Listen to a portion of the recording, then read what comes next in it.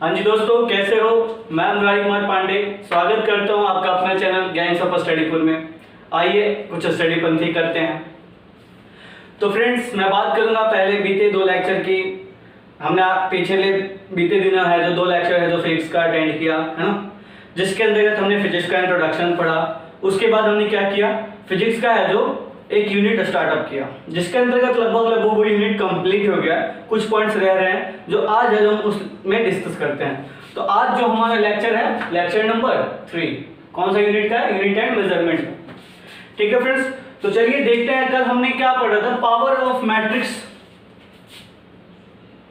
Matrix power of 10। कल क्या पढ़ा था हमने? मैट्रिक्स पावर ऑफ 10, यही चीज पढ़ रहे थे ना कल हम। जिसका मतलब क्या होता है कि जो भी छोटे और बड़े से बड़े और छोटे छोटे इकाइयों के मापन के लिए जो हम क्या करते हैं, 10 के घात के फॉर्म में जो चीजों को लिखते हैं, ठीक है, जिससे कि बड़े बड़े और छोटे छोटे इकाई को इजिली रिप्रेजेंट कर पाते हैं। तो जो कि कुछ इस तरीके से था, है ना। 10 पे पावर 0 मतलब 1 ही होता है, ठीक है। तो मतलब ये बेस था, और बेस से अगर छोटी इकाई होगी तो क्या होगा? नीचे जाएगा, और बेस से अगर बड़ी इकाई होगी तो क्या होगा? ऊपर जाएगा। तो इस तरीके से हमने चीजों को समझा था कि किस तरीके से क्या क्या होता है। तो 10 पे पावर 1 होता है, उसको क्या बोलते हैं? डेसी। 2 को सेंटी, मिली, माइक्रो, नैनो, पीको, फेम्टो। इस तरीके से है जो माइनस के फॉर्म में चलते हैं। फिर आगे जाके 3 के गुणज के फॉर्म में चेंज होता है, इकाइयां बड़ी बड़ी हो जाती है। फिर उसी तरीके से हम ऊपर चलते हैं, बड़ी इकाई जैसे नीचे छोटी इकाई। अब बड़ी इकाई की बात करते हैं, डेका, ठीक है, उसके बाद हेक्टा, किलो, मेगा, गीगा, टेरा, पेटा, ठीक है। तो ये है 10 का फॉर्म था, ठीक है। अब देखते हैं कि चीजों को इस 10 को किस तरीके से यूज करते हैं, है ना। और एक चीज और इसमें याद रखना कि हम चीजों को किस तरीके से यूज करते हैं। तो देखना, जब भी कोई चीज, ठीक है, जब भी कोई टर्म्स नीचे की ओर आ रही हो, ठीक है, तो वो क्या होता जाता है? पावर 10 की पावर में क्या होता है? प्लस होता जाता है। जब भी कोई भी टर्म्स नीचे की ओर होती हुई चलती है तो क्या होता है?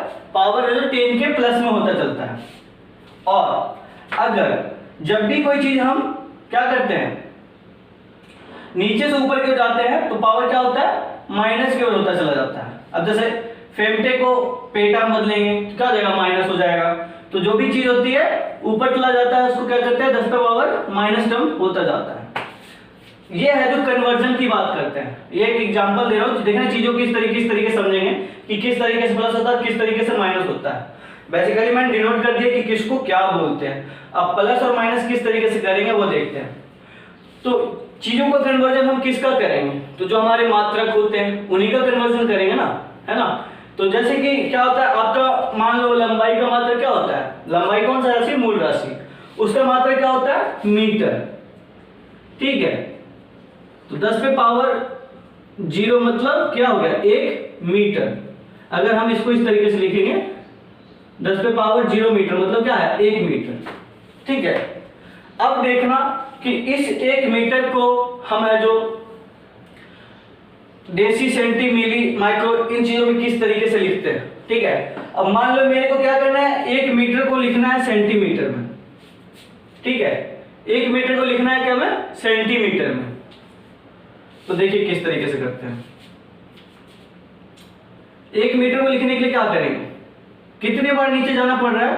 तो ये था मीटर, डेसी और सेंटी, मतलब क्या है? 10 पे पावर 2 है। तो 1 मीटर को क्या करेंगे? 10 पे पावर 2, ठीक है। मीटर बड़ी इकाई है, अब नीचे आ रहे हैं, ठीक है। बड़ी इकाई से नीचे की ओर जाते तो क्या होता है? वो बढ़ता जाता है। अब मीटर को सेंटीमीटर में करेंगे तो ऑब्वियसली मीटर बड़ी इकाई है, तो नीचे जाएगा तो क्या हो जाएगा? वो प्लस में होता जाएगा। तो 1 और 2 को चेंज करते हैं, 10 पे पावर 2 मतलब क्या हो गया? 100 सेंटीमीटर। तो इस तरीके से जो 1 मीटर को हमने क्या किया? 100 सेंटीमीटर कर दिया, ठीक है। अब उसी तरीके से नीचे आए, अब उसी तरीके से हम माइक्रो में लेते हैं कि पूछ देगा कोई कि 1 मीटर में कितना माइक्रोन होता है, ठीक है। तो क्या होगा? नीचे बोला ना, जब चीज अगर पॉइंट है और पॉइंट से अगर नीचे जाती है, बड़ी इकाई से नीचे और जा रहे हैं, तो अब देखते हैं क्या करते हैं। 10 पे पावर 6 माइनस में था, लेकिन हम यहाँ पे क्या बड़ी इकाई से नीचे की ओर जा रहे हैं ना, तो ये क्या होगा? 10 पे पावर 6 मतलब 1 मीटर में 10 पे पावर 6 माइक्रोन होते हैं। ठीक है, 1 2 3 4 5 6 और ये हो गया माइक्रो। ठीक है, इस तरीके से। उसी तरीके से अगर हम मीटर को ऊपर की ओर बदलते हैं तो 1 मीटर में कितना किलोमीटर होता है। देखो कोई पूछेगा 1 मीटर में कितना किलोमीटर होता है, तो जिस तरीके से यहाँ है जो प्लस में कहते हैं ना, बड़ी इकाई से अगर कोई चीज नीचे जा रही हो, अब मान लो यहाँ से है तो यहाँ से भी नीचे जाएंगे तो प्लस हो जाएगा, बाकी इसके जस्ट ऊपर जाएंगे तो क्या होगा, माइनस होगा। मतलब चीजों को हम जहां से मेजरमेंट का चेंज ऑफ करना है, फॉर्म चेंज करना है, वहीं से उस चीज को बेस लेना है। ये नहीं कि 10 पे पावर 1 है तो यहीं से बेस ले लेंगे, नहीं। क्या करना है, कोई भी चीज है, अब मान लो मुझे यहां से किलो से कोई चीज को बदलना है तो किलो को क्या मान लेंगे, 0 फॉर्म मान लेंगे। और इस तरीके से अगर 0 से जो भी चीजें नीचे जाएगी तो वो क्या होता जाएगा, 10 के फॉर्म में प्लस होता जाएगा। ठीक है, अगर कन्वर्जन करते हैं तो। और ऊपर जब जाते जाएंगे तो क्या हो जाएगा, वो माइनस होता जाएगा। समझ रहे हो ना चीजों को किस तरीके से किया। जैसे कि हमने क्या किया, इस मीटर को अभी क्या किया, बेस माना, और बेस मान करके हम क्या किए, चीजों को नीचे गिराते गए। देखो तो 2 बार नीचे गए तो क्या हो, 2 बार प्लस में आ गया। ठीक है, ये इस चीज को मत देखना यहाँ पे, ये तो एक तरह से मेजरमेंट के लिए फॉर्म है, मापने के लिए है। ठीक है, बाकी चेंज किस तरीके से करते हैं वो देख रहे हैं हम, समझ रहे हैं ना। तो अब यहाँ पे नीचे गए, कितने बार गए, 2 बार गए। ठीक है, बताया क्या कि जहां से बेस मानेंगे उसके जस्ट नीचे जाते जाएंगे तो वो चीजें प्लस में आती जाएगी। ठीक है, और अब ऊपर जाते हैं, देखना 0 मीटर यहाँ पे था और मीटर से हम क्या जाएंगे ऊपर में, तो कितना ऊपर जाएंगे, किलोमीटर बदलने के लिए। क्वेश्चन है 1 मीटर में कितना किलोमीटर होता है, कितना किलोमीटर होगा। ठीक है, क्वेश्चन हमारा ये है, किलोमीटर होगा। तो देखिए कैसे करेंगे, ये हो गया हमारे यहाँ पे 0 पे फॉर्म में क्या है, मीटर है। 1 2 3 कितने बार जाना पड़ रहा है, 3 बार। तो 3 बार क्या हो जाएगा, ये क्या होगा, जो चीजें बेस है वहां से अगर हम ऊपर जाते हैं तो वो क्या हो जाता है, माइनस हो जाता है, क्योंकि मीटर छोटी इकाई है कंपेयर टू किलोमीटर में। तो जो चीज बड़ी इकाई होगी वो क्या होगा, बड़ा होगा। तो मीटर 1 किलोमीटर में कितना होगा तो जाके प्लस में होता। ठीक है, अगर नीचे आते तो। अब यहाँ पर हम क्या कर रहे हैं, ऊपर जाते तो यहाँ पे क्या हो जाएगा, चीजें क्या होगा, माइनस होगा। ठीक है, तो 10 पे पावर -3 मतलब 1/1000 किलोमीटर, या फिर 10 पे पावर 3 माइनस किलोमीटर। मतलब 1 किलोमीटर, 1 मीटर में कितना किलोमीटर होगा, तो 1/1000 में भाग दे तो 1 किलोमीटर होगा 1 मीटर। ठीक है, इतना किलोमीटर होगा 1 मीटर में। तो इस तरीके से है तो हम चीजों को कन्वर्ट करते हैं। उसी तरीके से जैसे आप लेंथ का लिया, आपको टर्म्स कहीं पे यूज होगा मास का। ठीक है, मास का भी हो जाएगा। अब ग्राम है तो अब मान लो कि यहां से मैंने ग्राम लिया, ग्राम है, ग्राम बाकी चीज है जो उसमें से मास में भी कन्वर्जन करेंगे। ठीक है, तो इस तरीके से जो हम चीजों को चेंज करते हैं पावर मैट्रिक्स फॉर्म में। ठीक है, अगर एग्जाम में इस तरह से कुछ क्वेश्चन आए कि 1 मीटर में कितना किलोमीटर होगा, क्वेश्चन ऐसे पूछ देगा 1 मीटर है कितना 1 मीटर, ऑप्शन दे देगा निम्न में से कौन से नैनोमीटर के फॉर्म में है। ठीक है, एक हो जाएगा 10 पे पावर 6 नैनोमीटर, एक हो जाएगा 10 पे पावर -6 नैनोमीटर, एक हो जाएगा 10 पे पावर -9 नैनोमीटर। तो कौन सा हो जाएगा, तो 1 मीटर में 10 पे पावर 9 नैनोमीटर। चीजें कहाँ है, मीटर से कहाँ आता जाएगा, नीचे आता था, मतलब प्लस वाला। मैंने क्या बोला, बेस मानना, और बेस मान के अगर नीचे की ओर जाते हो तो वो क्या होगा, नीचे की ओर जाते तो वो क्या होगा, दिख रहा है कि नहीं, जो नीचे की ओर जाएंगे तो वो क्या होगा, प्लस में होगा, और ऊपर की जाएंगे तो वो क्या हो जाएगा, माइनस में होगा। तो इस तरीके से है जो हम इस फॉर्म को यूज करते हैं कन्वर्जन के रूप में। ठीक है, तो समझ में आया होगा। अगर बड़ा से बड़ा इकाई हो, छोटा से छोटा इकाई हो, इजिली कन्वर्ट करो, कहीं दिक्कत नहीं आएगा। ठीक है, तो ये था आपका पावर मैट्रिक्स। फिर मैंने क्या होता है अगले दिन ही बताया था क्या कि कुछ इंपॉर्टेंट टर्म्स भी होते हैं जो आपको यूज किए जाते हैं मेजरमेंट में, है ना। तो अब है जो हम उस चीज पे डिस्कस करेंगे कि वो कौन सा इंपॉर्टेंट टर्म है और क्या क्या है ना। ये इंपॉर्टेंट टर्म बहुत इंपॉर्टेंट, नाम से मतलब इंपॉर्टेंट है, महत्वपूर्ण है, तो चीजों तो महत्वपूर्ण के तरीके से ही लेना, कहीं मिस्टेक ना हो। ठीक है, तो चलिए स्टार्ट करते हैं महत्वपूर्ण टर्म्स पे क्या क्या है। तो ये जो हम मेजरमेंट में दूरी को जो कहते हैं ना, लंबाई या दूरी कह लो, ठीक है, दूरी को, लंबाई को या दूरी को, ये सब चीजों को मापने के लिए है जो कुछ इंपॉर्टेंट टर्म्स यूज होते हैं, कुछ इंपॉर्टेंट टर्म्स यूज होते हैं जो कुछ इस तरीके से होंगे, इंपॉर्टेंट टर्म्स यूज होते हैं। ठीक है, देखते हैं कौन कौन सी इंपॉर्टेंट टर्म है। तो सबसे पहला इंपॉर्टेंट टर्म है आपका एक खगोलीय इकाई, खगोलीय इकाई, ठीक है, जिसको इंग्लिश में क्या बोलते हैं, astronomical unit, astronomical unit, short में इसको हम क्या लिखते हैं, AU, ठीक है, शॉर्ट में लिखते हैं। तो ये एस्ट्रोनॉमिकल यूनिट होता क्या है, खगोलीय इकाई, तो ये भी है जो एक दूरी मापन का ही है, जो मात्रक है, दूरी की मापन को, यही लंबाई के मापन के लिए ही है जो ये मात्रक है। जहां पे डिस्टेंस है ज्यादा है तो वहां पे क्या होगा, दूरी, ठीक है। तो दूरी के मापन के लिए है जो ये एक मात्रक है, और इसको क्या कहते हैं, यह है जो आपका सन, ये हो गया सन, ठीक है, सन, और आपका जो आप जिस पे रहते हो उसको क्या बोलते हैं आप, अर्थ, ठीक है। तो सन से लेके अर्थ के बीच की जो दूरी होती है, distance between sun and earth, ठीक है, distance between sun and earth, it's called one astronomical unit, इसी को हम क्या कहते हैं, खगोलीय इकाई कहते हैं, ठीक है। इसी के बेस पर हम खगोलीय इकाई को रिप्रेजेंट करते हैं। समझ में आया चीज को, क्या खगोलीय इकाई क्या होता है, ठीक है। एक खगोलीय इकाई बराबर हमारा होता है, एक एस्ट्रोनॉमिकल यूनिट बराबर होता है, याद रखना इस चीज को, 1.495 इंटू 10 पे पावर 11 मीटर, ठीक है।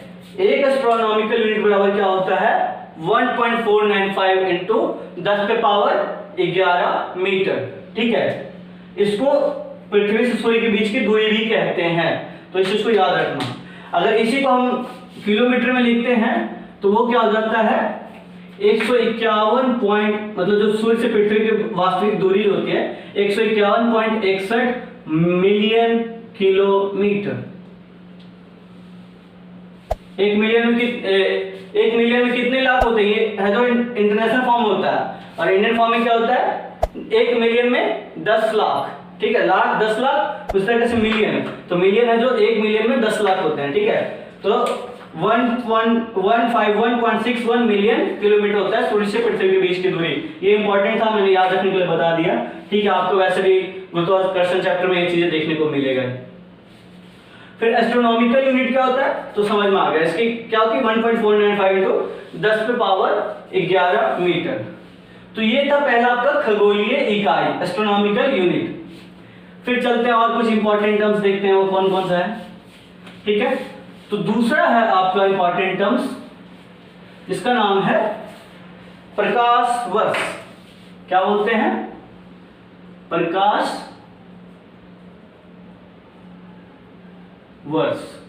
क्या है, प्रकाश वर्ष, लाइट ईयर, ठीक है। इसको LY भी कह सकते हो आप, लीप ईयर मत समझ लेना, लाइट ईयर, लीप ईयर गलती मत करना, कहीं LY लिखा तो लीप ईयर समझ लो।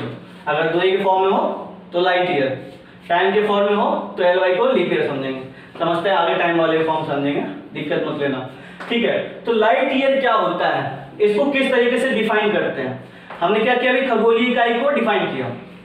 अब आइए देखते हैं लाइट ईयर को किस तरीके से डिफाइन करेंगे, है ना।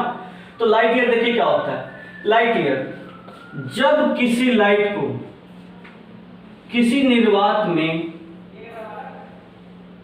ठीक है, जब लाइट है जो निर्वात में चलता है और वो कंटिन्यू कितने दिन चलता है, 1 साल तक चलता है।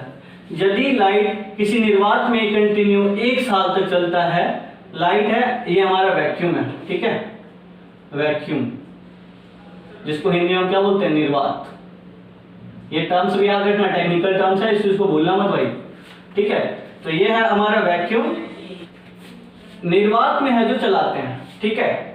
लाइट की स्पीड क्या होती है, कल ही बताया था मैं आपको, 3 गुना 10 पे पावर 8 मीटर पर सेकेंड।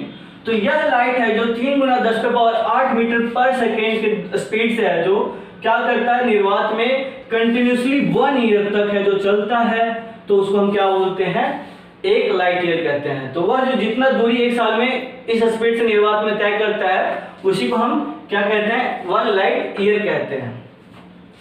1 लाइट ईयर मतलब, अब देखो 1 लाइट ईयर में कितना दूरी तय करता है हमारा निर्वात में लाइट, वैक्यूम में लाइट जो है हमारा कितना दूरी तय करता है, तो देखते हैं कितना दूरी तय करता है। तो वो है आपका 9.46 गुना 10 पे पावर 15 मीटर। बहुत इंपॉर्टेंट है, याद रखना। कितना दूरी तय करता है, 9.46 गुना 10 पे पावर 15 मीटर। अगला क्या था, 10 पे पावर 11 मीटर। देखना यहाँ पावर ही मैटर करता है। अगर हम इसी को बोलेंगे तो क्या किस तरीके से बोलेंगे, 9.46 गुना 10 पे पावर 15 मीटर को हटा करके क्या करेंगे, क्या होता है 9.46 पेटामीटर। पेटामीटर लिख सकते हैं इसको, लिख सकते हैं इसको, क्योंकि 10 पे पावर 15 कितना होता है आपका, पेटा होता है, याद है ना। हाँ तो यही है, तो इसी को हम कहेंगे 1 लाइट ईयर बराबर 9.46 गुना 10 पे पावर 15 मीटर, या फिर इसको है जो हम पेटामीटर 10 के पावर फॉर्म को हटा के लिखते हैं तो 9.46 10 पे पावर 15 या 9.46 पेटामीटर। तो ये था आपका लाइट ईयर। समझ में आ गया लाइट ईयर क्या होता है। भाई देखो बहुत आसानी से समझो यार चीजों को, अगर आसानी से नहीं समझोगे ना तो पता है चीजें समझ में नहीं आएगी और रटते रह जाओगे, कोई फायदा नहीं होता है। देखो जो 10वीं में क्या होता है, लोग क्या करते हैं चीजों को रटना ज्यादा प्रेफर करते हैं, क्योंकि उस टाइम हमारा अंडरस्टैंडिंग लेवल जो होता है वो नहीं होता है जो अभी हम समझ सकते हैं। ठीक है, तो अब समझ, और एक बार आ जाता है जो चीज एक बार पढ़ लेते हैं ना तो उसके बाद उसमें अंडरस्टैंडिंग लेवल भी बढ़ जाती है। तो ठीक है, तो आपने 10th में जो चीजें पढ़ा है रटा है, अब उस चीज को समझ लो। ठीक है, कि रटा हुआ चीज कभी गलती से भूलना मत, है ना, ताकि आप डिप्लोमा में जाके रटा हुआ चीज काम नहीं आएगा। वहां पे जो दिमाग लगाने वाली चीज होंगी, क्वेश्चन पूछेगा उससे। ठीक है, अब कह देगा आपको नैनोमीटर को उसमें बदलो, तो तुम इतनी चीजें थोड़ी ना याद कर सकते हो यार। ठीक है, उस चीज को समझ के ही कन्वर्जन करोगे तो आराम से समझने कोई दिक्कत नहीं लेना, है ना। फिर है जो अगला इंपॉर्टेंट टर्म्स, देखते हैं कौन सा है, मजा आ रहा है ना। अगला इंपॉर्टेंट टर्म्स है आपका पार्सेक। ये सारी क्या है, दूरी की इकाई है, पार्सेक। पार्सेक, ठीक है, पार्सेक क्या है, पार्सेक है जो दूरी की सबसे बड़ी इकाई होती है। पार्सेक क्या होता है, दूरी की सबसे बड़ी इकाई, दूरी की सबसे बड़ी इकाई होती है, सबसे बड़ी इकाई होती है, मापन की होती है। ठीक है, तो ये है जो याद रखना, अगर कोई पूछ दे क्वेश्चन में एग्जाम आ जाएगा, दूरी की निम्न में से दूरी की सबसे बड़ी इकाई क्या है, लिख देगा लाइट ईयर, या फिर 10 पे पावर कुछ ऐसे टर्म्स में दे देगा, पेटामीटर दे देगा। ठीक है, तो उस तरीके से देखेगा और लास्ट में लिख देगा पार्सेक, तो पूछ देगा तो आंसर क्या होगा आपका, राइट आंसर क्या होगा, पार्सेक। पार्सेक से बड़ा दूसरे है कोई मापन की, दूरी के मापन की इकाई नहीं है, मीटर लंबाई की मापन की इकाई नहीं है। ठीक है, तो कोई पूछ देगा तो क्या होगा, सबसे बड़ा यूनिट कौन सा होगा, पार्सेक। अब देखते हैं एक पार्सेक बराबर क्या होता है मीटर के फॉर्म में, क्योंकि मूल मात्रक हमारा मीटर है तो उस चीज को समझना आसान होता है हमको। ठीक है, तो एक पार्सेक बराबर 3.08 गुना 10 पे पावर 16 मीटर। ठीक है, इसको हम क्या कहते हैं, एक पार्सेक मीटर। चीजों को लिख लेना बहुत आसानी से, ताकि एक बार इस चीजों को याद रखोगे ना बहुत काम आएगा। तो एक पार्सेक बराबर क्या होता है, 3.08 गुना 10 पे पावर 16 मीटर। ठीक है, ये था आपका कुछ इंपॉर्टेंट टर्म्स जो दूरी के रिगार्डिंग था। ठीक है, सारे दिखा था। अभी अब देखते हैं यूनिट, कुछ यूनिट्स जो हम नॉर्मल यूज करते हैं कुछ लेवल तक, टर्म्स तक, जो आपके नॉर्मल लाइफ में यूज में देखा जाता है, या आपके जो आप भी पढ़ते हो उन चीजों में देखा जाता है कहीं ना कहीं यूज में। तो पहले है जो लेंथ की बात करते हैं, लेंथ की बात करते हैं। ठीक है, लेंथ का मापन क्या होता है, लंबाई का मात्रक क्या होता है, मीटर, मीटर। ठीक है, तो अब इस मीटर को देखो कितने फॉर्म में हम जानते हैं जो आपके नॉर्मली यूज किए जाते हैं। ठीक है, एक तो मीटर सेंटीमीटर भी होता ही है, लेकिन जो बड़े बड़े इकाई होते हैं सेंटीमीटर डेसीमीटर से तो आपको पता चल जाएगा थोड़ा बहुत, है ना। अब जो बड़े बड़े इकाई होते हैं उसको हम कैसे देखते हैं, ठीक है, जो आपकी नॉर्मली यूज होते हैं। तो एक होता है आपका किलोमीटर, किलोमीटर। फिर आपका दूसरा होता है मील, तीसरा होता है नाविक मील, ठीक है। चौथा क्या होता है आपका एस्ट्रोनॉमिकल यूनिट, ठीक है। पांचवा क्या होता है आपका लाइट ईयर, ठीक है। छठा क्या होता है आपका पार्सेक। अभी जो तीन चीजें पढ़े हैं ना, इसको तो अभी पढ़े हैं तो पता ही होगा, ठीक है। तो पार्सेक के बराबर कितना पड़ा था 3.08 गुना 10 पे पावर 16 मीटर। लाइट ईयर को हमने क्या पढ़ा 9.46 गुना 10 पे पावर है तो कितना 15 मीटर। एस्ट्रोनॉमिकल यूनिट क्या होता है 1.495 इंटू 10 पे पावर 11 मीटर, ठीक है। इसको नाविक मील को क्या होता है, मील क्या होता है जो समुद्री चीजों में जो आपके यूज किए जाते हैं, समुद्री टर्म्स में जो मेजरमेंट की दूरी यूज किया जाता है तो उसको नाविक मील कहते हैं, ठीक है। तो एक नाविक मील बराबर क्या होता है 1.852 किलोमीटर, ठीक है। और एक मील बराबर क्या होता है 1.60 कुछ किलोमीटर होते हैं, ठीक है। तो ये मील हो गया, किलोमीटर होता है ना कि कुछ बोलते हैं पता है हम कितने दूर से आ रहे हैं 2 मील से चल के आ रहे हैं, मतलब कहने का मतलब उसका क्या होगा 2 किलोमीटर फिर 0.6 मतलब 3 किलोमीटर प्लस में 200 मीटर अराउंड कुछ चीजें वो दूरी तय करके आ रहा है। तो आपको तो नॉर्मली बोलता है क्या कि 1 किलोमीटर चल के आ तो चीजें समझ में आ जाती है, लेकिन कोई 2 मील बोल देता है 3 मील बोल देते हैं, बड़े लोग ऐसी चीजें यूज कर देते हैं जिनको चीजें पता होती है। तो उस चीज को है जो समझना है तो ये चीजें जानना। और फिर 1 किलोमीटर में कितना मीटर हो जाएगा तो 1000 मीटर हो जाएगा, ठीक है। तो इस चीज को नोट डाउन कर लिख लेना। फिर चलते हैं, दूसरा है जो आपका यूनिट ऑफ मास होता है, मास, यूनिट ऑफ मास। मास में भी कुछ टर्म्स यूज होते हैं। अब ये देखो कुछ जो इंटरनेशनल सिस्टम वाली बात है, हम 2 ही 3 की बात करेंगे, एम्पियर में ज्यादा बात नहीं करने वाले। मास हो गया आपका, किलो लाइट लेंथ हो गया, ठीक है, उसके बाद टाइम हो गया। तो ये 3 इंटरनेशनल सिस्टम है, तो इनके कई सारे टर्म्स होते हैं और आपके नॉर्मल लाइफ में हर जगह इसका यूज है, ठीक है। तो हम इसलिए इन चीजों को बात कर रहे हैं और बात करना भी जरूरी है ताकि आपके एग्जाम में भी कुछ इस टाइप का क्वेश्चन आ सकता है बहुत इजीली। तो यूनिट ऑफ मास, ठीक है। तो सबसे पहला होता है एक आउंस, आउंस बोलते हैं, ठीक है, ओजेड करके।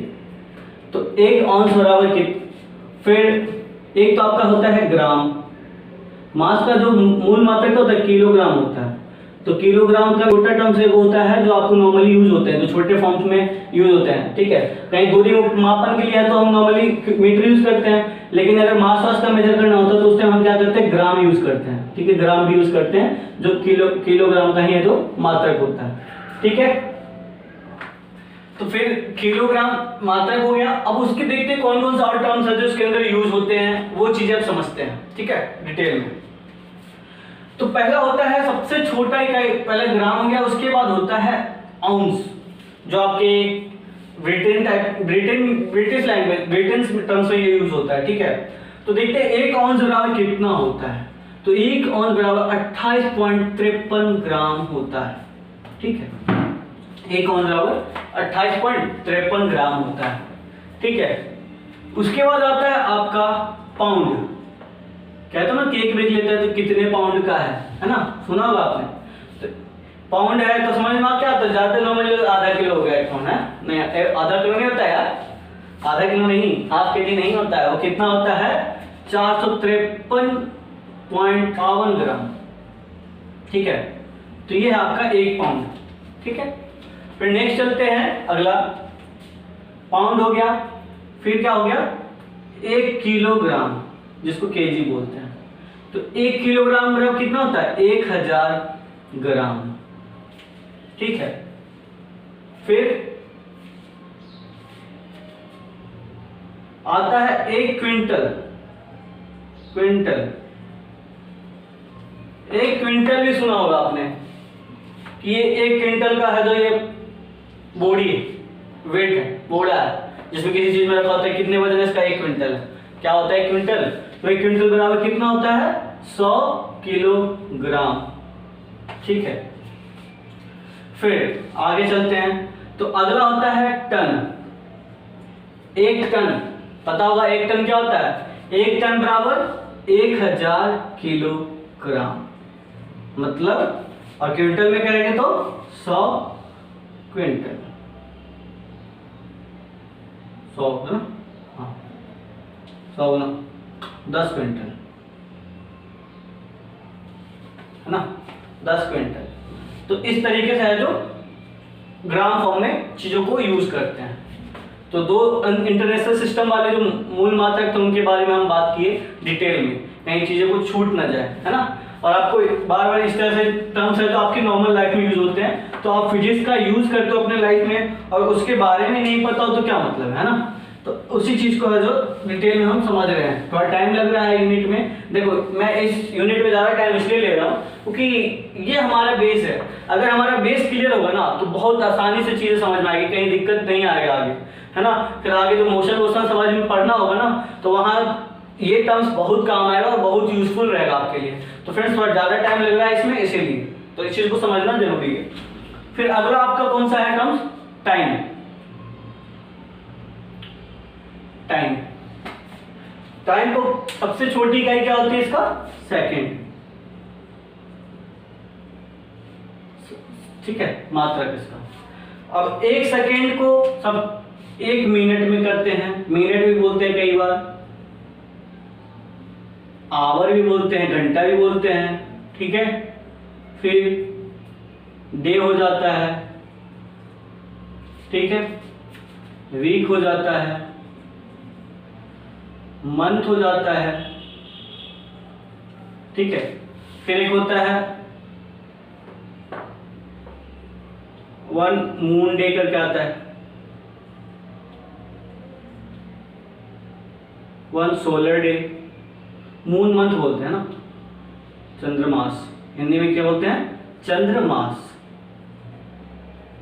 ठीक है, मंथ, सोलर मास, मंथ, सूर्य मास।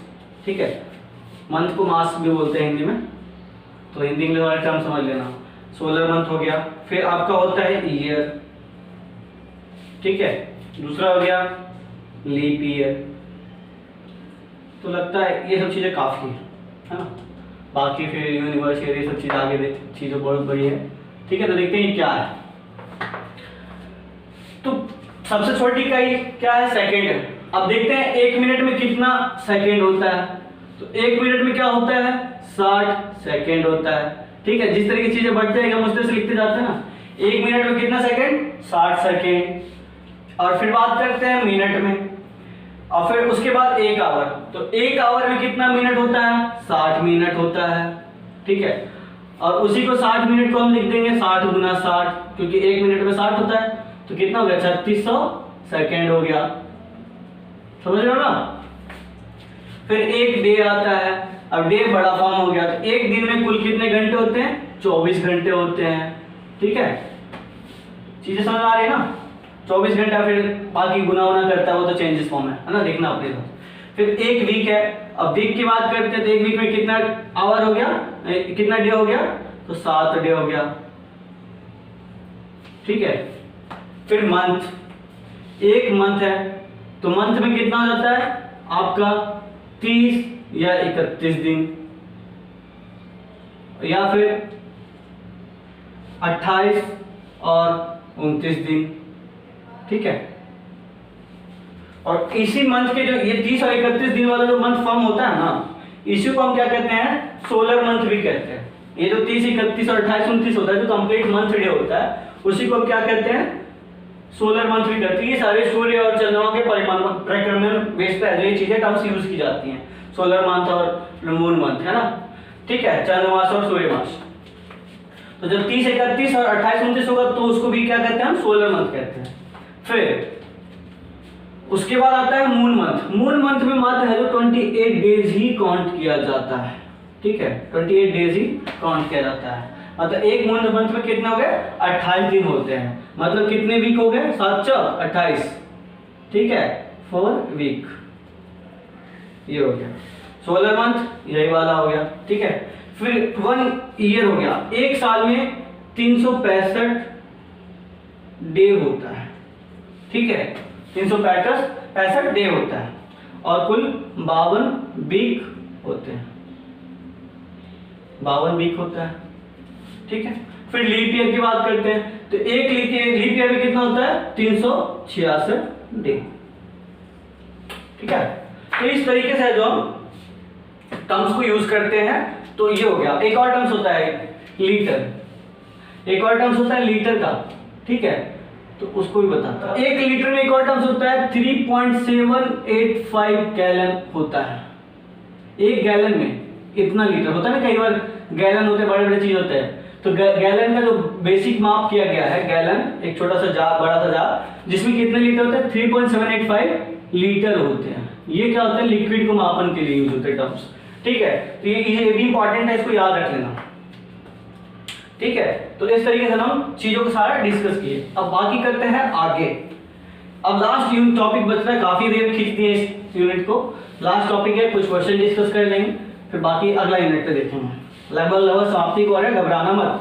हाँ, कहीं ज्यादा देर लग रहा हो ऐसा नहीं समझना कि ज्यादा टाइम लग रहा है। अरे भाई समझो यार चीजों को, टाइम तो क्या मैटर करता है। अगर चीजें समझ में आ रही है तो टाइम कुछ नहीं है, 2 घंटे 3 घंटे में अगर 1 मिनट कवर हो रही है तो काफी है, ठीक है। तो अगला चलते हैं, क्या टर्म्स होता है, एक टर्म्स होता है एरर, इसी के अंदर पढ़ना होता है, जिसको हम क्या बोलते हैं, त्रुटि, कमी। अब हमने मापन करते हैं, चीजों को मापते हैं, तो क्या होता है, कई बार सुनने को मिलता है कि चीजें मापन की गई एक्यूरेट है, ठीक है, मतलब सही किया। कुछ चीज होते हैं कहते हैं इसमें कुछ ना कुछ तो कमी है, ठीक है, तो उसी कमी को क्या कहते हैं, त्रुटि कहते हैं। जैसे कि समझते हैं चीजों को किस तरीके से, किसी भी चीज का एक स्टैंडर्ड वैल्यू होता है, स्टैंडर्ड वैल्यू होता है, जिसको हम क्या बोलते हैं, ट्रू वैल्यू बोलते हैं। मतलब उसकी है जो स्टैंडर्ड होता है कि वो चीजें उतना तक माप सकता है या वो चीजें उतना तक झेल सकता है, ठीक है, तो उसी को हम क्या बोलते हैं, ट्रू वैल्यू बोलते हैं। और दूसरा होता है आपका मेजर वैल्यू, जो चीजें आप मापते हो और मापने के बाद जो आपको वैल्यू मिलता है, ठीक है, मात्रक मापने के बाद जो वैल्यू मिलता है उसको मेजर वैल्यू कहते हैं, मापन वैल्यू, ठीक है, मेजर वैल्यू। तो इस तरीके से त्रुटि को कैसे समझेंगे इस चीज को, तो जो आपका स्टैंडर्ड वैल्यू होता है, true value minus measure value बराबर क्या होगा, एरर। मतलब जो चीजों का वैल्यू का स्टैंडर्ड है, मान लो कोई एक स्केल है, ठीक है, 10-15 सेंटीमीटर का एक स्केल है, ठीक है, और हमने है जो उठाया इसको और एक चीज को मापा जो कि 15 सेंटीमीटर का ही था, लेकिन मापने के बाद वो कितना निकला, 14 सेंटीमीटर 0.92 निकल गया। मतलब 0.8 का जो आया अंतर, मतलब 10 में से 9.992 को माइनस करेंगे तो 0.08 का तो जो अंतर आया है वही अंतर क्या होता है, आपका एरर होता है, ठीक है, वही अंतर क्या हो गया, एरर। तो परिभाषित किस तरीके से करेंगे, तो ट्रू वैल्यू और मेजर वैल्यू के जो अंतर होते हैं उसको हम क्या बोलते हैं, एरर बोलते हैं। अब आइए देखते हैं कि एरर कितने टाइप के होते हैं, क्या क्या हो सकता है एरर, तो उनका क्लासिफिकेशन करते हैं, ठीक है, एरर का क्लासिफिकेशन करते हैं। एरर को दो बेस पे, दो आधार पे है जो क्लासिफाइड किया जाता है, 2 टर्म्स पे, ठीक है। तो देखते हैं वो कौन कौन सा है। तो चलिए डिटेल में क्लासिफिकेशन करेंगे और समझेंगे आराम से, थोड़ा सा नहीं, 5 मिनट में ये चीजें क्लियर कर लेंगे। एरर, त्रुटि, ठीक है, समझते हैं कि इसको किस तरह क्लासिफिकेशन करते हैं। क्लासिफिकेशन, वर्गीकरण, फिकेशन, ठीक है। तो सबसे पहला जो इसको दो बेस पे क्लासिफाई किया जाता है, पहला है आपका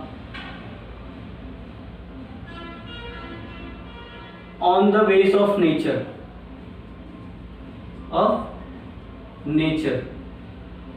प्रकृति के आधार पे, ठीक है। और नेक्स्ट वन है आपका on the base of mathematical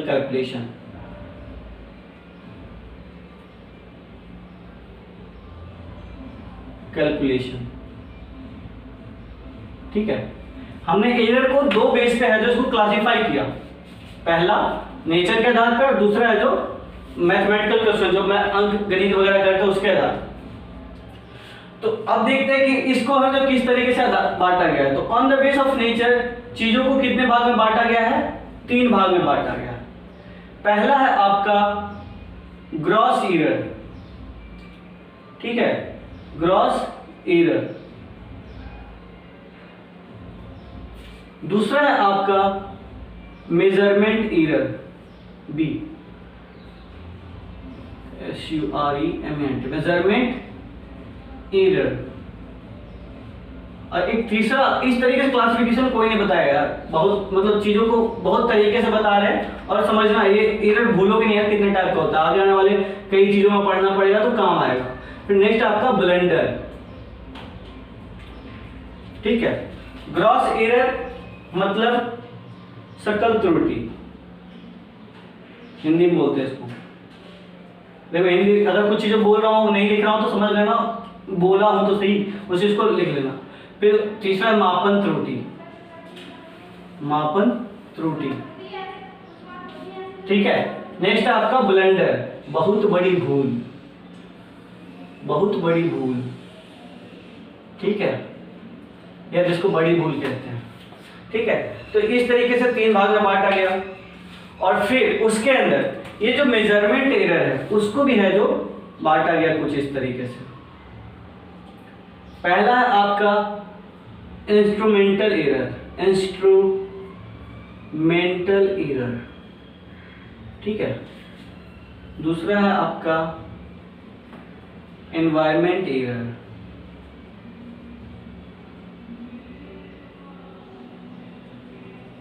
error,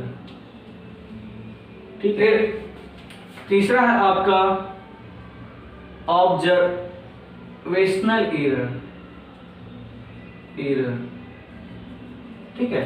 और नेक्स्ट वन है आपका थियोरेटिकल एरर, ठीक है। तो ये सारे टर्म्स हैं जो एरर्स हैं, जो मापन के एरर्स हो सकते हैं। तो ये सारी चीज किस पे बेस्ड है? नेचर पे, प्रकृति के आधार पे ही बेस्ड है। प्राकृतिक मतलब क्या? आम जो चीजें होती है, नॉर्मल चीजें जो यूज होती है, उसी को हम क्या कहते हैं? प्राकृतिक एरर, ठीक है। फिर on the base of mathematical calculation, इसको है 3 भागों में बांटा गया है, ठीक है। कितने भागों में बांटा गया है? 3 भागों में। पहला है आपका एब्सोल्यूट एरर, एब्सोल्यूट एरर, ठीक है। नेक्स्ट वन है आपका mean absolute error, absolute error, ठीक है। और तीसरा है आपका रिलेटिव एरर, ठीक है। ये सारे एरर्स। तो इस तरीके से है जो इसको 3 भाग में बांटा गया और इसको है जो इस तरीके से बांटा गया। समझ में आ गया है ना? तो चीजों को इस तरीके से क्लासिफाई किया गया। इसको हिंदी में बोलते हैं निरपेक्ष त्रुटि, इसको बोलते हैं माध्य निरपेक्ष त्रुटि,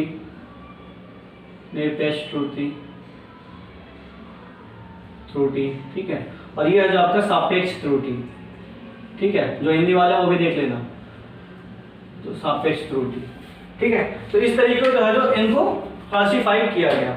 अब जब समझते हैं कि ये क्या क्या है, ठीक है, इसको ज्यादा आया तो हम फिर से लिखना नहीं कोशिश करेंगे, इसको एक बार समझ लेते हैं, वही आपका एरर है। ठीक है, तो ग्रॉस एरर क्या होता है, पहले बात करते हैं ग्रॉस एरर मतलब सकल एरर। ये है जो एक तरह से वह एरर होता है जिसमें इंसानी भूल हो जाती है, जिसमें इंसानी भूल होने की चांसेस होती है। ठीक है, जैसे कि हमने क्या किया, किसी चीज को मेजरमेंट किया, ठीक है, मेजरमेंट वैल्यू था 1.10, ठीक है, मीटर, लेकिन इंसान कभी कभी क्या करता है, गलती में इकाई अंक वगैरह कन्वर्जन कर देता है और उसको लिख देता है क्या 1.01 मीटर। तो इस तरीके के जो एरर्स होते हैं उसको हम क्या बोलते हैं, ग्रॉस एरर बोलते हैं। ठीक है, समझ आया? सॉरी, इसको एक और टर्म्स में बांटा जाता है, इसको यहाँ पे सॉरी मिस्टेक हुआ थोड़ा, देखते हैं क्या है। यहाँ पे एक और टर्म्स में बांटा जाता है इसको भी दो भाग में बांटा जाता है। पहला सिस्टमैटिक एरर और दूसरा क्या है, रैंडम एरर। ठीक है, और इसको जो फिर जो चार लिखे थे ना वो इसका पार्ट हो जाता है, थोड़ा सा मिस्टेक हुआ यहाँ पे, बाकी कोई बात दे रहा है, दुरुस्त है, चीजें आ तो गई ना। तो पहला क्या था, इंस्ट्रूमेंटल एरर, गलत नहीं समझना कोई भी चीज को। फिर एनवायरमेंटल एरर,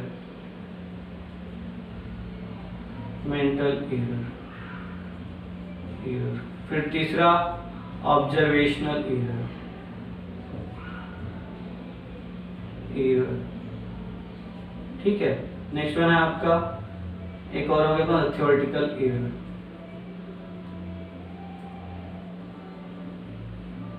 ठीक है, इसी के अंदर एक और आता है जो ये सिस्टमैटिक एरर है, इसी के अंदर एक और हो जाता है कौन सा, लिस्ट काउंट एरर। ठीक है, समझ लेना, इसको भी कहीं भूल मत।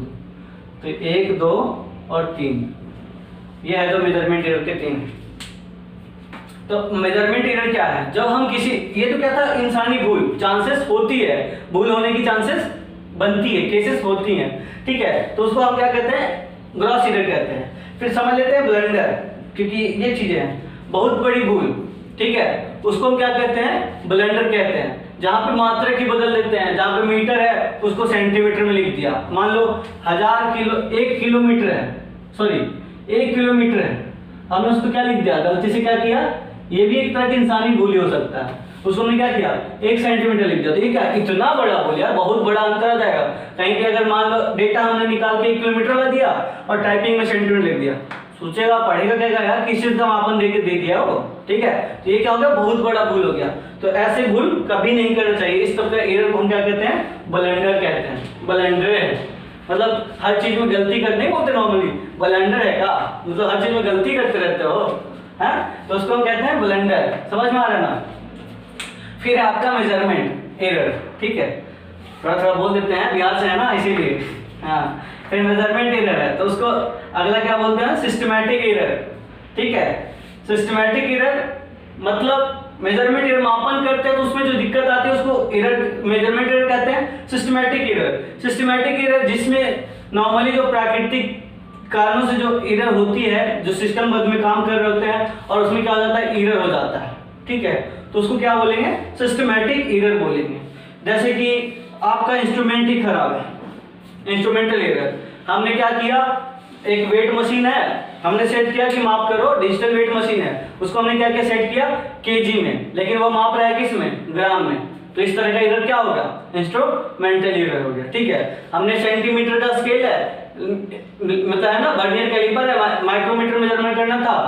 ठीक है, सॉरी माइक्रोमीटर, उसको माइक्रोमीटर में करना, तो वो क्या दिखा रहा है, मिलीमीटर में दिखा रहा है, गलत इंस्ट्रूमेंट का है, तो इंस्ट्रूमेंटल एरर होता है।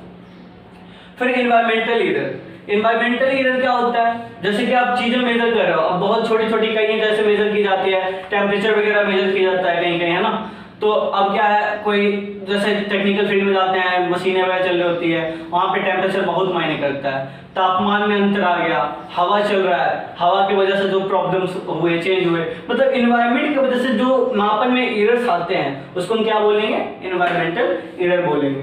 फिर ऑब्जर्वेशनल एरर है ना, हम चीजों को ऑब्जर्व कर रहे थे लेकिन जो ऑब्जर्व किए वो गलत ऑब्जर्व कर दिए, अपने ऑब्जर्वेशन जो हम चीजों को देख रहे थे अगर वो गलत ऑब्जर्व किए तो वो क्या हो गया, ऑब्जर्वेशनल एरर। ठीक है। फिर थ्योरेटिकल एरर, लिखित रूप से कोई चीजों में दिक्कत हो रही हो, कमी हो रही हो, उसको हम थ्योरेटिकल एरर कहते हैं। ठीक है। और अगला इसी का पार्ट है, किसका है, रैंडम एरर। रैंडम एरर क्या होता है, जैसे कि क्या होता है, ये है जो एक तरह से बहुत बड़ा गलती, ये ब्लंडर हो गया ना, उसी तरीके से ये होता है। जैसे कि किसी तरह, अब मान लो कोई चीजों को हम कहीं पे किसी चीज की डेली मेजरमेंट करते हैं, लेकिन क्या करते हैं, सडनली वहां पे है जो जिस एम्प्लॉय मेजर कर रहा है उसको हटा करके दूसरे को ले आया, तो एक्सपीरियंस तो उसके पास नहीं होगा, तो वो क्या किया, जहां पे मीटर था वहां पे है जो एग्जैक्ट जो 1.91 या कुछ लेता था उसको 1.89 लिख दिया, उसको दिखा ही नहीं, है ना। अब जैसे वोल्टेज का मेजरमेंट करना, 24 वोल्ट था, डेली है जो वो मेजर जो करने वाला था उसको पता था कितना अप्रोक्सीमेट कितना होता है, 23 पॉइंट कुछ है, थोड़ा वेट रीडिंग लेना होता है तो थोड़ा क्या करना पड़ेगा, वेट करना होता होगा, उसको पता था ना, जो नया एम्प्लॉय आएगा उसको थोड़ी ना पता होगा, तो क्या करेगा, 23.9 था, वेट किया, ठीक है, अगर एक्यूरेट स्थिर रहता वो एक्सपीरियंस वाला गया, लेकिन जो नया बंदा आएगा वो रीडिंग ले रहा होगा 23 पॉइंट, धीरे धीरे चीजें बढ़ रही होगी तो उसने क्या किया 23.2 लिख लिया। तो इस तरीके के जो रैंडमली एरर्स होते हैं, जो कमियां होती है, उसको हम क्या कहते हैं, रैंडम एरर कहते हैं। समझ में आया। लिस्ट काउंट, फिर लिस्ट एरर होता है, लिस्ट काउंट एरर। किसी भी मेजरमेंट जो इंस्ट्रूमेंट होता है, जो भी मापन यंत्र होते हैं, उसमें क्या होता है, एक लिस्ट काउंट वैल्यू होता है जो 0 पॉइंट सबसे जो कम इकाई को माप करता है। ठीक है, जैसे माइक्रोमीटर है तो उसका लिस्ट काउंट हो जाएगा 0.001 मीटर। ठीक है, तो उसका क्या है, लिस्ट काउंट है। वर्नियर कैलिपर है, उसका 0.01 मीटर हो गया। तो इन सब का है जो लिस्ट काउंट है, याद रखना, क्वेश्चन पूछ भी देता है माइक्रोमीटर का कितना है जो लिस्ट काउंट होता है। ठीक है, तो 0.001 मीटर। और वर्नियर कैलिपर का कितना हो गया, तो 0.001 मीटर। ठीक है, वर्नियर कैलिपर का। अगर वही ये जब डिजिटल हो तो, और अगर वही चीज का वो किस में होता है, याद रखना, टर्म से याद रखने का। अगर मैनुअल वर्नियर हो तो उसको क्या होगा, 0.02 मीटर। इस तरीके से कुछ लिस्ट काउंट होते हैं, तो इसको भी याद रखना। हमने इस पोर्शन को समझ लिया। हमने क्या किया, इतने पोर्शन को समझ लिया, कहीं दिक्कत तो नहीं है ना। लिस्ट काउंट भी समझ लिया, रैंडम एरर भी समझ लिया, है ना। अब चलते हैं आगे। ठीक है, आगे चलते हैं, चलो चलते हैं। तो अगला एरर है आपका on the basis of mathematical calculation. इधर का समझ लिया ना, एक बार अब अगला पे चलते हैं ना। पे देखते हैं एब्सोल्यूट एरर। क्या है एब्सोल्यूट एरर? एब्सोल्यूट एरर ये क्या होता है, जब आप किसी भी चीज को मापते हो, ठीक है, जो उसका ट्रू वैल्यू होता है, जिसका एग्जैक्ट डेफिनेशन बताया था उसका, तो ठीक है, एब्सोल्यूट एरर क्या होता है, जो ट्रू वैल्यू होता है, निरपेक्ष error, true value minus measure value, minus measure value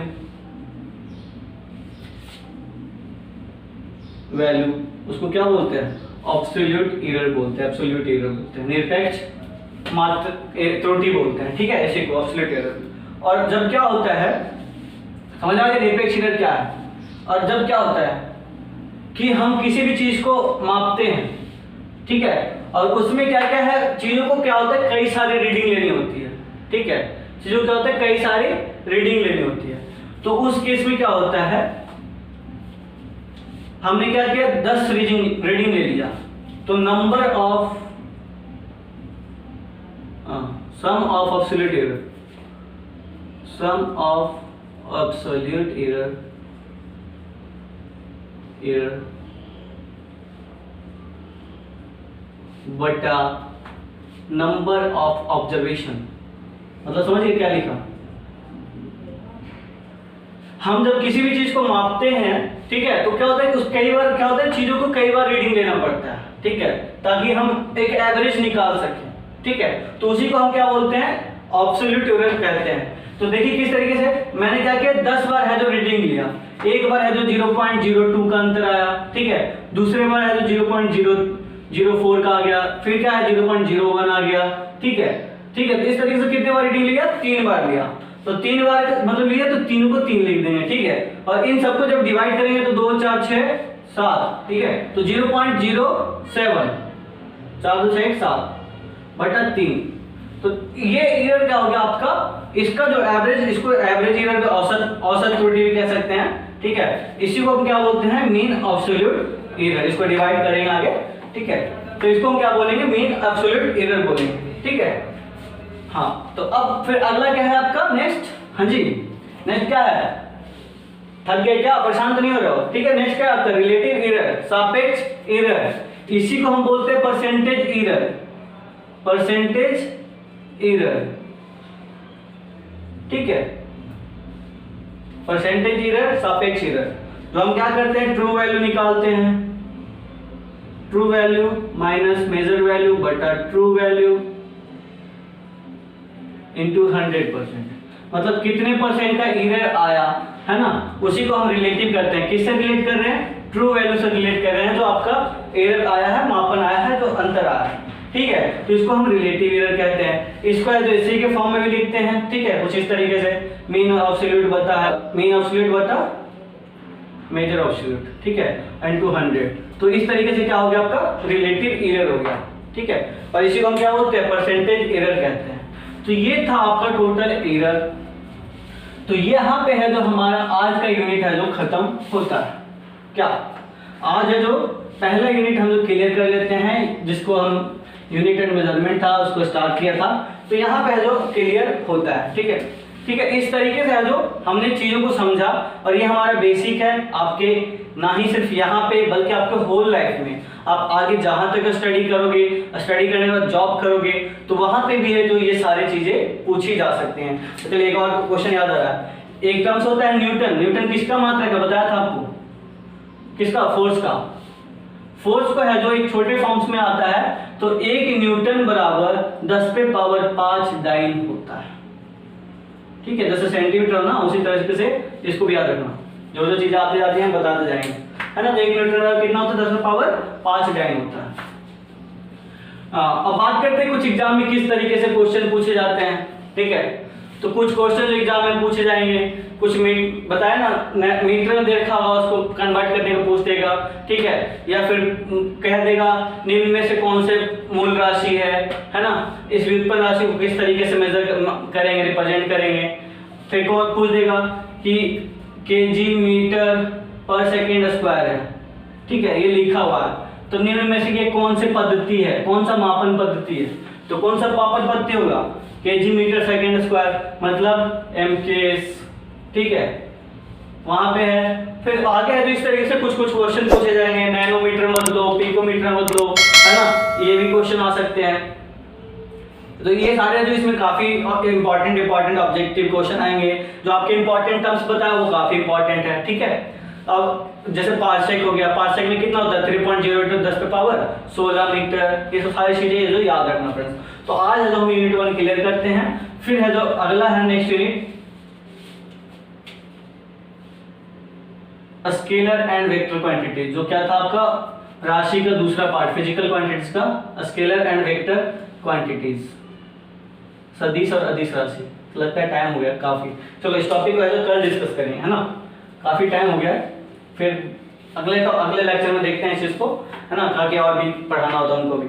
ठीक है, तो आज था हमने पूरी चीजें पढ़ लिया, कहीं भी कोई कमी नहीं होना चाहिए, चीजों में कहीं दिक्कत नहीं आनी चाहिए भाई, है ना। हर एक चीज को क्लियरली समझेंगे और आसानी से समझेंगे। अगर दिक्कत आता है कमेंट करो, बताओ हमें, आपको मैं हर बार बोल रहा हूँ उसका सॉल्यूशन दूंगा, ये मेरी गारंटी है। किसी तरीके से भी लाओ, आपको चीजें क्लियर करके भी दूंगा। और उम्मीद है, मुझे ऐसा लग रहा है कि आपको चीजें समझ में आ रही होगी, क्योंकि मैं भाई इतना मेहनत से समझा रहा हूँ। तो चीजें समझो यार और इंटरेस्ट लाओ। अगर मैं 3 लेक्चर ले रहा हूँ, आप एक साथ है जो 3 वीडियो देख सकते हो, अगर चीजें इंटरेस्टिंग हो तो है ना। तो ये जो 3 लेक्चर था वो कुछ नहीं है, 2 घंटे में अगर एक यूनिट खत्म हो रहा है तो आराम से पढ़ेंगे यार, है ना। तो ठीक है फ्रेंड्स, फिर मिलेंगे अगले क्लास में। आज के लिए बाय बाय, टेक केयर। और दोस्तों शेयर करना मत भूलना, दोस्तों को भी शेयर करो और कमेंट भी करो, ठीक है। और फिर सब